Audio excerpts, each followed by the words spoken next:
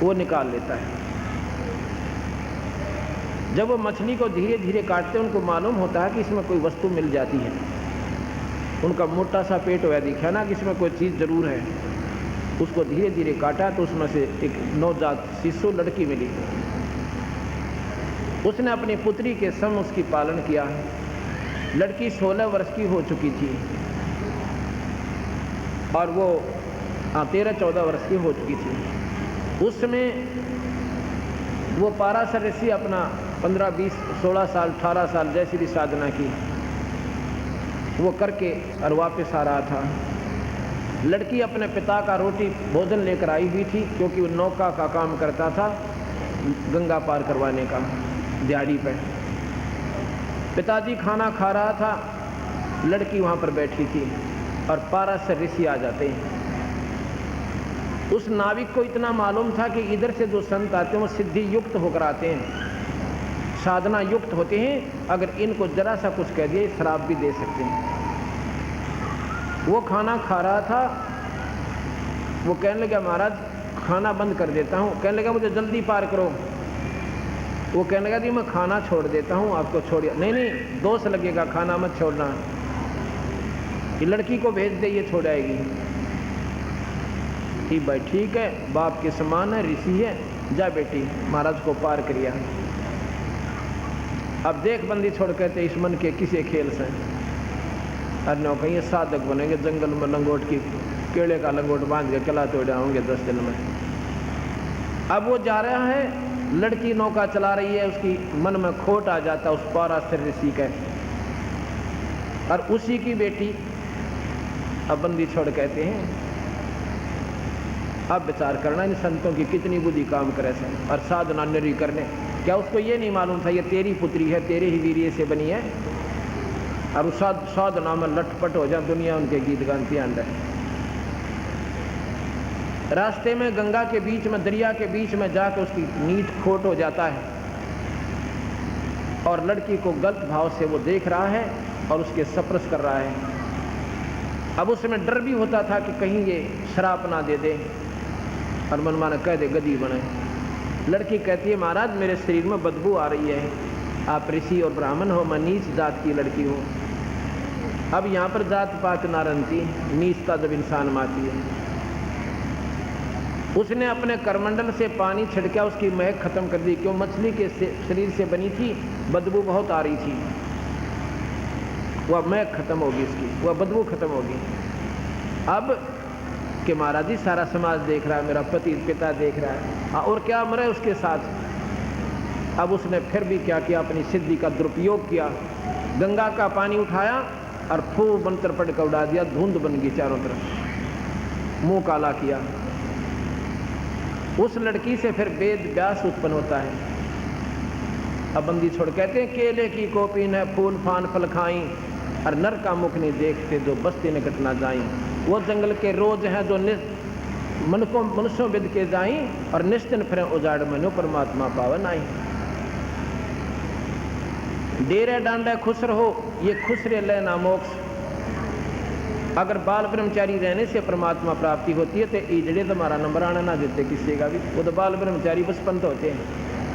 ये खुश रे लेना मोक्ष, और दरु पर लाद पार हो गए। बताओ गृहस्थी में के दोस्त, आप हिसाब ला कर देखो गरीबदास जी की वाणी में कितना दम और यथार्थता है।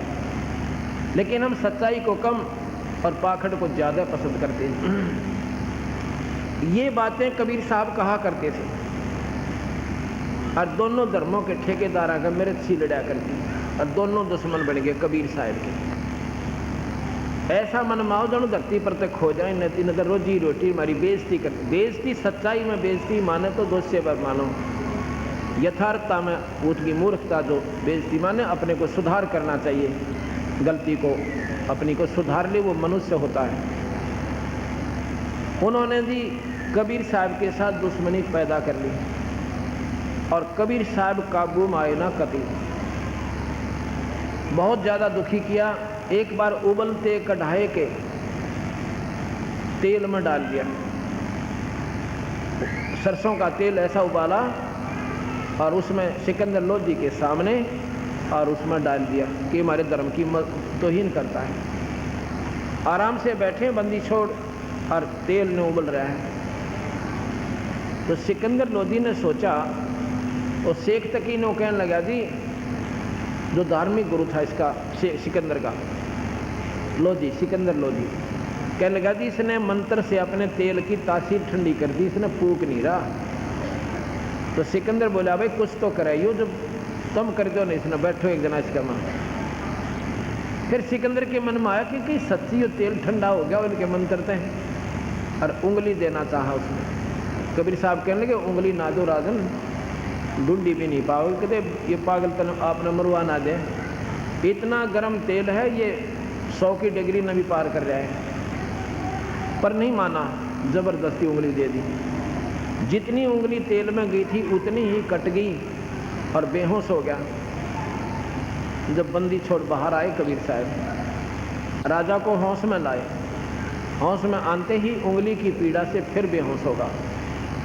उन्होंने वह उंगली पूरी कर दी, उनके सबके सामने देखते देखते वह पीड़ा रही ना, उंगली कटी रही।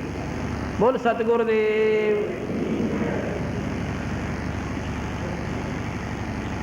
एक समय वो तो फिर दाव देखते रहते थे, ऐसे फिर कर दिया। कहने लगे जी वो हमने जीवन नहीं दे रहा और उसने तो हमारा जीना आराम कर दिया। मुसलमान धर्म की इतनी बेइज्जती कर रहा है, अभी हमारे से सहन नहीं होती। सारे शेख तकी जो है सारे समाज के मोटे मोटे मुसलमानों को ले गया। तो क्या करें कि उसको सजा दो महाराज, ऐसे पार नहीं पड़ेगी कि लाओ पकड़ जाए। और नो कह जी कबीर साहब नो कहता मैं भगवान हूँ।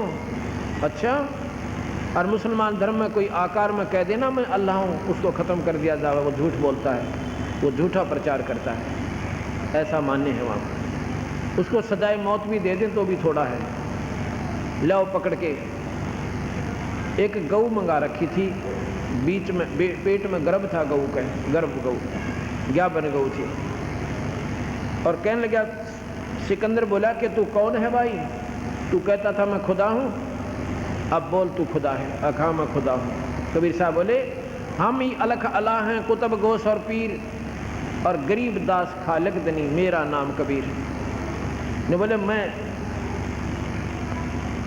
अल्लाह हूँ, सारी सृष्टि का मालिक हूँ, और मेरा नाम कबीर है, मैं सारी सृष्टि का मालिक हूँ। उसी समय एक गऊ को कटवा दिया तलवार से सिकंदर लोधी ने, सभा के अंदर बाहर मैदान में। अर्नो बोला भाई तू भगवान है ना, इस गऊ को जीवित कर दे, तुझे जब अल्लाह मानूंगा नहीं तेरी गर्दन कलम कर दूंगा। कबीर साहब खड़े हुए, जाके उस गऊ का एक थपकी न्यू मारी, एक उस बछड़े का मारी, और दोनों के दोनों नारे नारे जीवित हो गए। बोल सतगुरुदेव। दोनों जीवित हो गए और बच्चा ला कर गऊ का नीचे और दूध की डेग ठोक दी। और जब खड़े हुए सिकंदर लोधी को आकाश से मिले हुए नजर आए, और तेजों में शरीर और सारा कांपण लग गया, और समेत मुकुट के चरणों में दंडोत प्रणाम किया। हे अल्लाह, हे खुदा, मनो बख्श दो, तुम अल्लाह की जात हो, आप पूर्ण परमात्मा हो।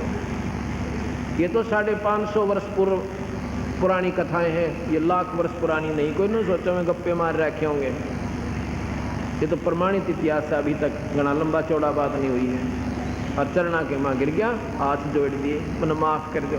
पालकियों में बिठा के कबीर साहब को और आदर के साथ उनकी झोंपड़ी में भिजवा दिया। अब शेख तकी का फिर चिड़चिड़ी उठी एक दिन।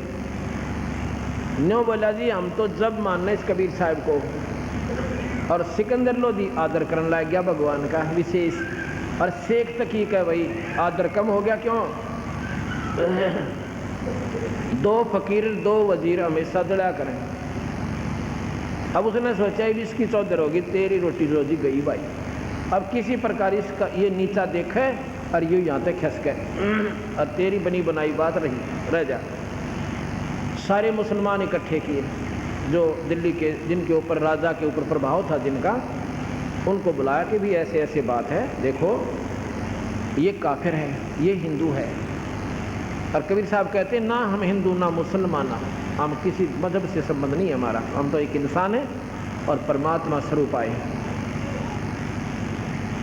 तो कहने लगा ये तो भाई बात बिगड़न लाग रही से, अरे यू राजा हो जाएगा हिंदू हैं। एक काम कर लो, क्या अगर ये मेरी लड़की ने जीवित कर देगा ना, जो वो राबिया की आत्मा चलती आ रही थी और शेख तकी के घर पैदा हो गई थी, मेरी लड़की कब्र में दबा रखी है, अगर उसने जीवित यूँ कर देगा तो भाई हमने मान्य होगा, हम मान लेंगे ये परमात्मा है, हम फिर इसने तंग नहीं कराएंगे। तो मुसलमान भी राजी हो गए सारे, क्योंकि वो तो गुरु जी के पीर के अधीन थे ही थे। नहीं बोला भाई ठीक से चलो राजा के पास चलते हैं। सिकंदर के पास आ गए और कबीर साहब भी उन दिनों सिकंदर के पास आया हुआ था, आए हुए थे दिल्ली में उनके विशेष आग्रह पर। तो सब ने प्रार्थना की ऐसे ऐसे हम चाहते हैं अगर ये कबीर साहब शेख तकी की लड़की को कब्र से निकाल के जीवित कर देंगे तो हम इसको अल्लाह मान लेंगे, हम इसको परमात्मा स्वरूप मान लेंगे, और नहीं तो जी हम नहीं मानेंगे। सिकंदर लोधी ने फिर जिक्र किया, भगवान ऐसे ऐसे परेशान कर रहे हैं मुझे,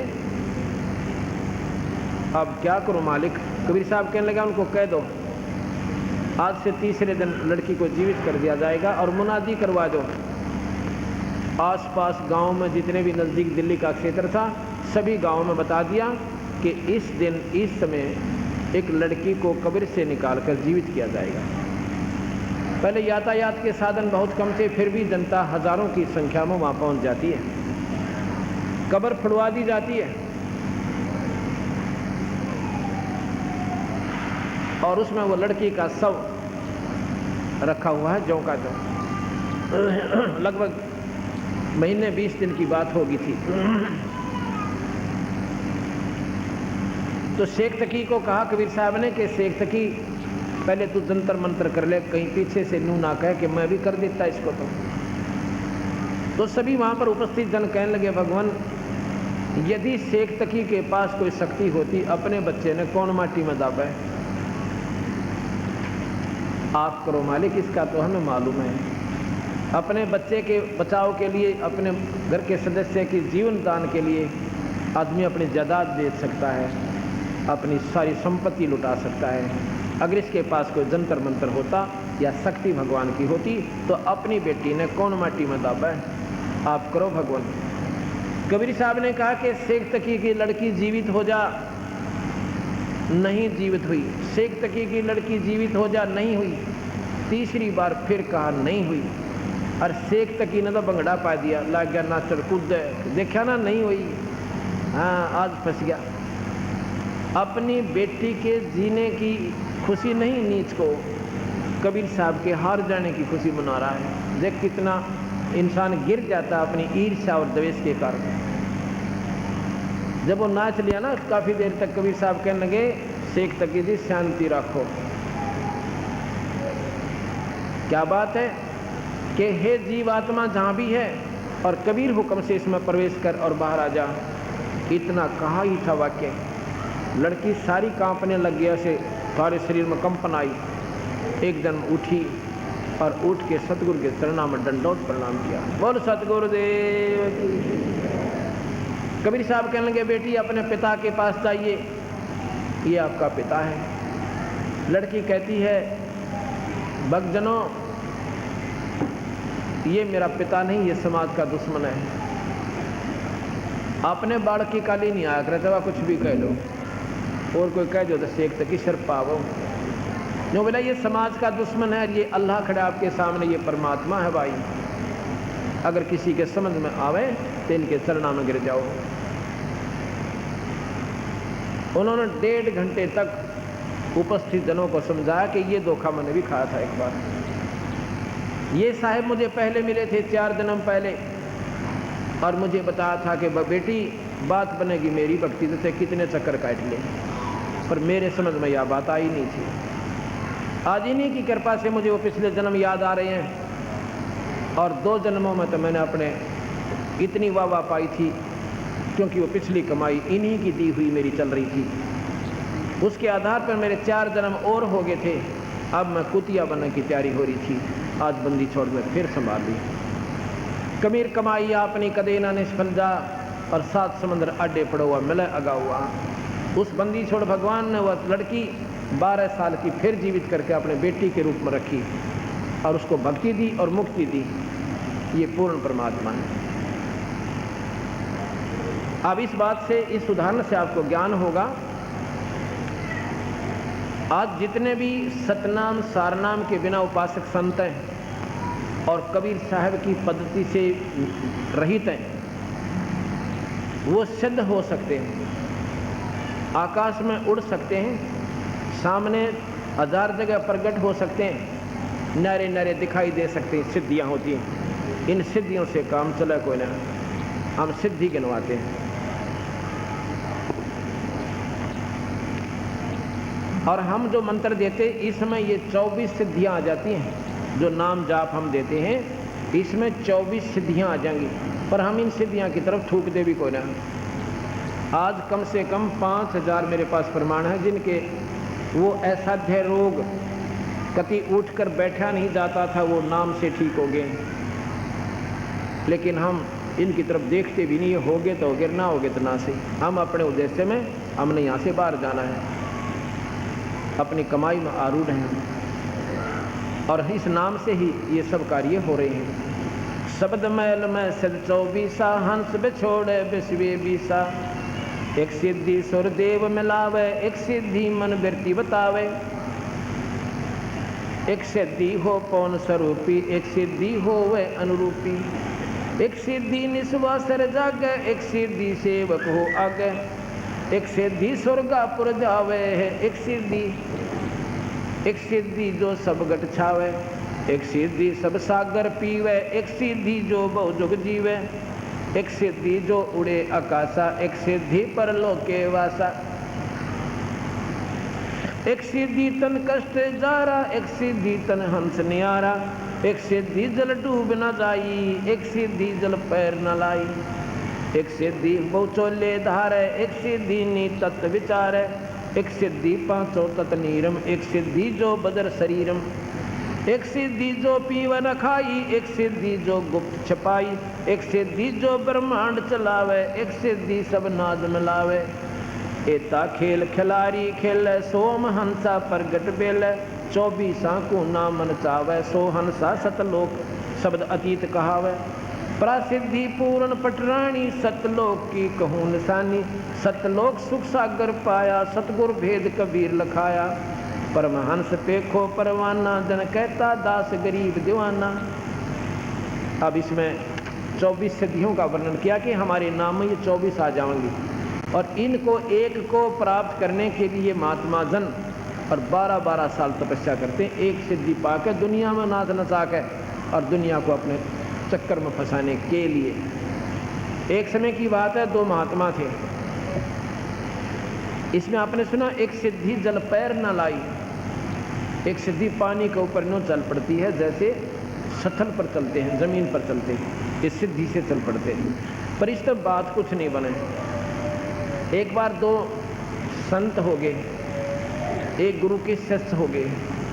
शिष्य ने, गुरु ने जितना बेरा था, गुरुदेव ने बता दिया कि भाई तपस्या करा करो, हैं अच्छी सिद्धियां प्राप्त हो जाएंगी, न्यों कर दोगे, पानी पर चल पड़ा करा करोगे, ऐसे हो जाएगा। दोनों अपनी, गुरु जी शरीर त्याग गए, दोनों अपनी साधना करने के लिए जंगल में प्रवेश कर गए। एक संत को ऐसे ही कोई सत्संग हो रहा था कबीर साहब का, और वो उसमें आ गया, भूल भटक गए, और कबीर साहब ने ऐसे ही 3-4 दिन लगातार सत्संग किया। उसकी बुद्धि का जो सिक्योरिटी ला हो रहा था वो ठीक हो गया, लेकिन सिद्धि शादियाँ में तो भाई कुछ भी कोई ना। उन्होंने कबीर साहब से नाम ले लिया। कबीर साहब के नुमाइंदे शिष्य हैं, कबीर साहब के, मतलब जैसे हम कर रहे हैं ऐसे ही संत पहले आ रहे हैं करते हुए, उनसे उपदेश ले लिया और सत नाम पर अपना जाप करने लायक है। फिर ज्ञान हो गया, फिर तो अंधेरा सारा ही हट गया। 12 वर्ष के बाद फिर दोनों का कुदरती मिलन हो गया। वो पहले जो गुरु भाई था उसका और उस जो कबीरपंथी संत बन गया था। अब दोनों गले मिलते हैं, कुशल मंगल पूछते हैं, और उसके बाद वो जो सिद्ध पुरुष था वो कहता है कि भैया आपने क्या प्राप्ति की 12 वर्ष में? नो बोला जी मैंने तो भगवान प्राप्ति कर ली। अब क्या किया? अगर एक नाम ले रखा, गुरु जी तो अपना भजन करता हूँ, तेने सिद्धि प्राप्ति नहीं की। अब मैंने तो सब कुछ पा लिया। न सोच ले क्या पाया? क्या तू इस पानी पर क्या चल सकता है? अगर ना पानी पर चल सकता मैं। फिर क्या पाया तूने? यानी उसने जो कर रखी थी ना अपनी वो दिखाना चाहा था। अच्छा भाई क्या हो गया बताऊं मैंने क्या किया? अब बताओ। उस एक गंगा के किनारे, जमुना यानी दरिया के किनारे बैठे थे वो सिद्धि युक्त पुरुष महात्मा। उस पानी पर परली साइड में चला गया, नो जैसे जमीन पर जाते हैं कदम रखता हुआ।